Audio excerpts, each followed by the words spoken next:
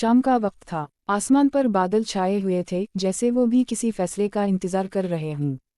Saul सड़क के किनारे बनी छोटी सी चाय की दुकान पर बैठा था।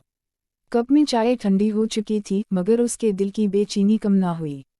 बार बार इसकी नज़रें सामने वाली सड़क पर जाती थीं, जैसे किसी के आने का इंतजार हो।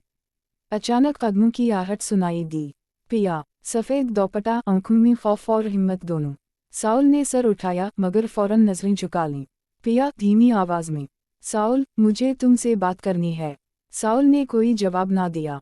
पिया चंद लम्हे खामोश रही, फिर बोली, पिया, मुझे मालूम है मैंने बहुत देर कर दी, मगर आज अगर सच ना बताया तो खुद से नफरत करने लगूंगी।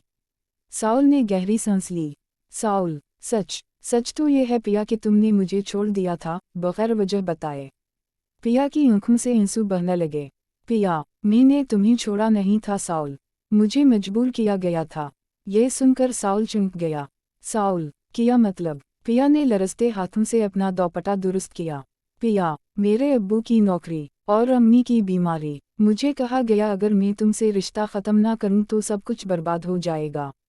साउल खड़ा हो गया। साउल, गुस्से में, और तुमने एक बार भी मुझ पर भरोसा नहीं किया।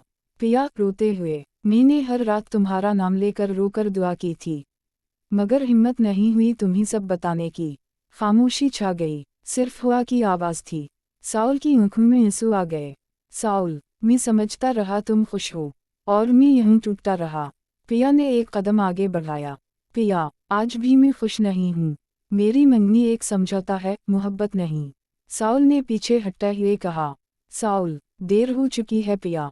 कुछ जख्म वक्त पर भर जाते हैं, कुछ हमेशा रह जाते हैं। पिया ज़मीन पर बैठ गई।